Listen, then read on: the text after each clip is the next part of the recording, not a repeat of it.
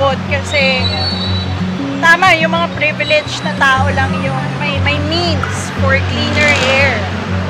Kailangan may gawin pa para mapansin ng mga tao yun, para may gawin din sila.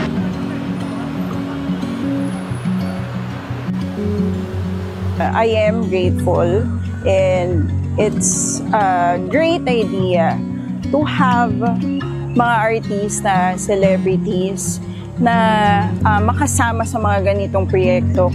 Malaki ang responsibilidad ng mga aktor, at the same time, it's a privilege kasi nabibigyan kami ng sense of power in a way. Mai-influensyahan namin kahit papano kung ano yung may papalabas namin sa kanila at kung ano yung maisasabi namin sa kanila. Magandang plataforma ito, magandang opportunity ito para sa akin, para mapansin na ito yung mga kailangan nating gawin para, or alam mo yun, like just a few steps para mabago siguro quality of air na meron tayo.